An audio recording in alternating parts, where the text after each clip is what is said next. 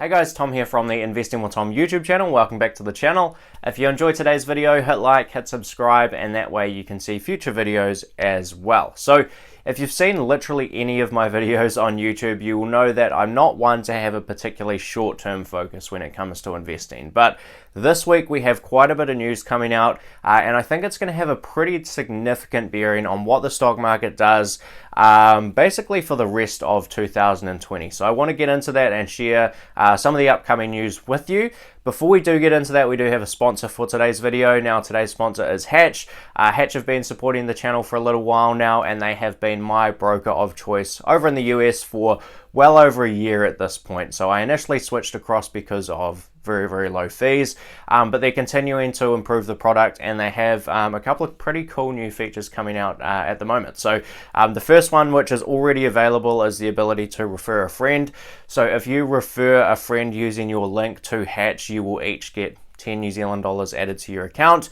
And the other cool thing that's coming soon is kids investment accounts. So if you have kids and you're looking to get investment accounts set up for them and start their investing journey very early, that feature is going to be coming to Hatch soon. And the other thing I should mention is I've recently actually been writing some articles for Hatch. So the first one in that series was actually an article on Berkshire Hathaway, what I think it's going to look like after Warren Buffett is gone, and my thoughts on the current valuation. So I'll leave links for all of those things down in the description below. If you do use my link hatch.as/investingwithtom and sign up to Hatch and deposit $100 into your account, you'll get an additional 20 New Zealand dollars added also, so that you can get started investing with a little bit more money and then go on and refer a friend as well if you like also. So check that one out, but for now let's get into the video.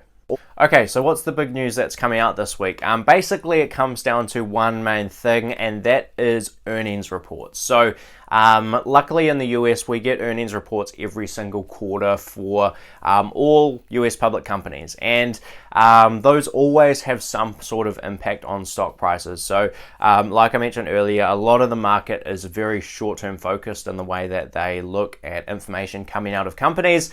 So anytime a company sort of beats what people expect them to do in terms of earnings or revenues, or they miss what people expect them to do in terms of revenue or earnings or future guidance and all that sort of thing, it can have quite a significant bearing on their stock price in the short term, even when things are fairly stable around the world. Now, as you know, at the moment, things are fairly unstable around the world, and that means that earnings reports are going to have probably quite a dramatic impact for many businesses. Now, the reason I say it's going to have quite a dramatic impact for many businesses with this quarter specifically is this is really the first time that we're going to get any sort of information on how some of these large companies have been affected through the recent crisis that's happened around the world and lockdowns and so on. So a few months ago, we had our quarter one earnings release.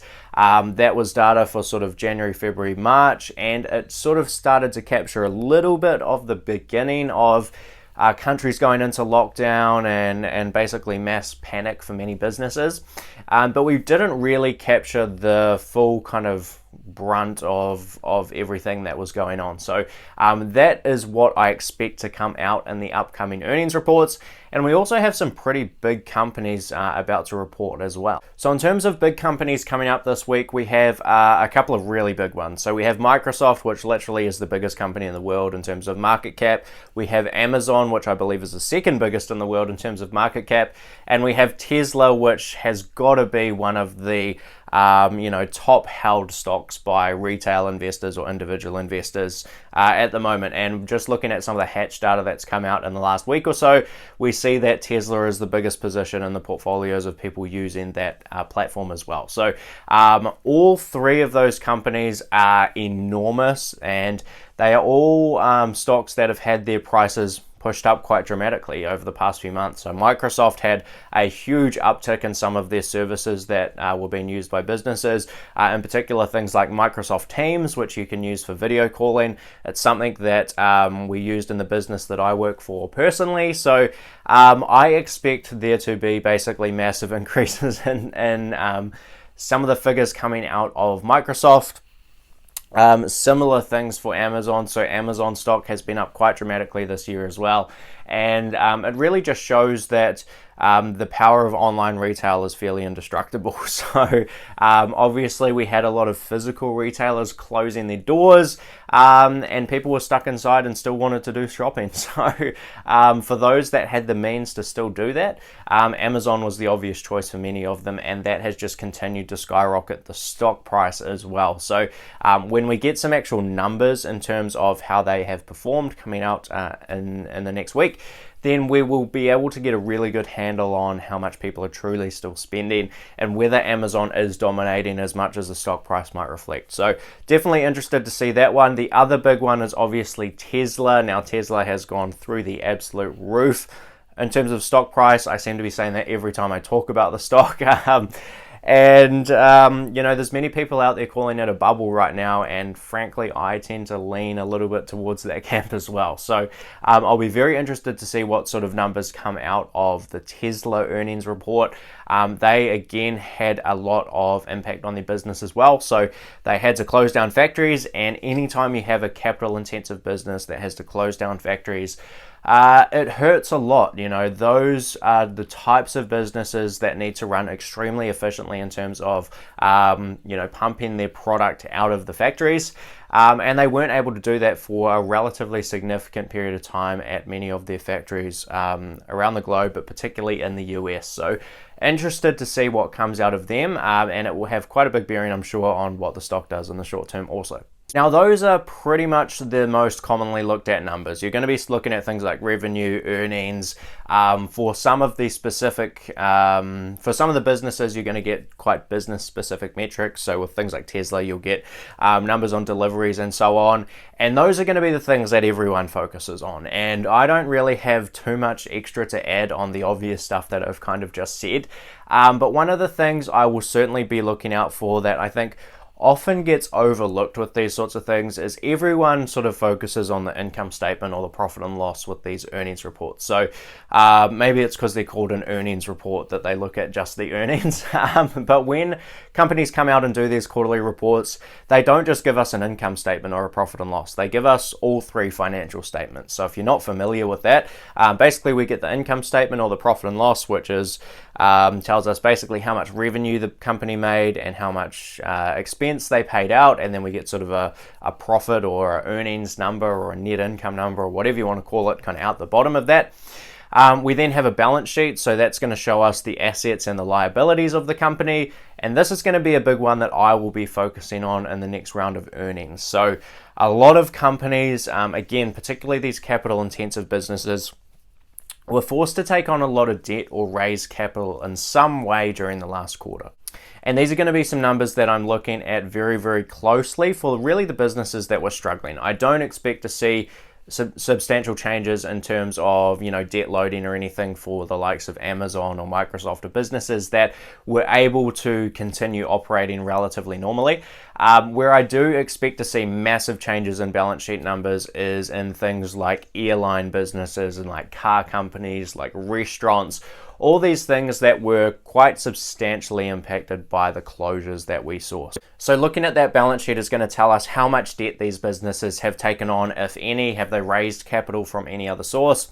And then we have the cash flow statement. So like the name suggests, this follows the inflows and outflows of cash, and we can keep an eye on liquidity positions. Now, this is probably a term that you've heard thrown around a lot lately, is liquidity.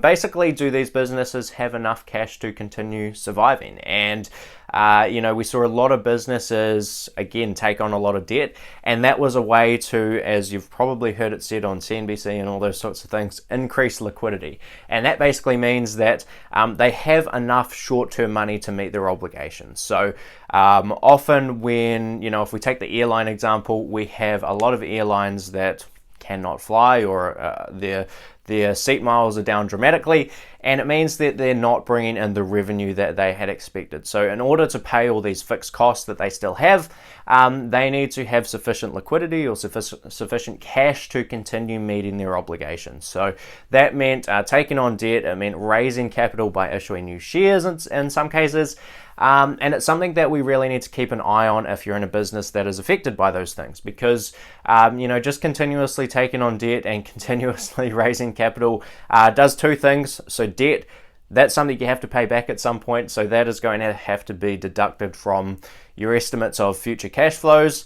And share issuance or diluting shareholders, as it's often called, selling new shares basically reduces your overall ownership stake in the company. So we will definitely want to keep an eye on what is happening there. Issuing shares is basically the opposite of a share buyback. So with share buybacks, shares are getting retired and you own more of the company over time, and hopefully that is reflected in the share price over time going up. The exact opposite can happen when shares are constantly being issued. You know, you can own one piece of the pizza and then you only own half of one piece of the pizza because they've issued a bunch of shares. So that's the way I like to think about it, and those are some of the things that I'll be looking for in the upcoming earnings reports. So that's all from me today. It's going to be a pretty big week and a pretty big month, frankly, with earnings reports starting to come out quite consistently. Some of the companies in my personal portfolio will be reporting earnings very, very soon as well. So we'll definitely be keeping an eye on that. And I'll also be keeping an eye on all the stocks on my personal watch list as well, just to make sure that my kind of thesis for them is still intact. If their stock moves around a lot, potentially I might get an opportunity to buy, which I would absolutely love. So I'll be keeping an eye on quite a few things there. I'd definitely be interested to hear what you're keeping an eye on for earnings reports as well, so let me know that down in the comments below. But that's all from me today, so if you're interested in that Hatch referral link, you can go to hatch.as/investingwithtom, deposit $100 in your account and you'll get an additional $20. I will also leave links in the description below for the kids program and for the referral program that you can share with your friends as well. So feel free to check all that stuff out, as well as the articles that I've written for Hatch as well. So all that stuff will be down in the description below, but that's all for me today. I hope you did enjoy the video. If you did, please hit like, hit subscribe, really helps the channel, and I will see you in the next one. Cheers.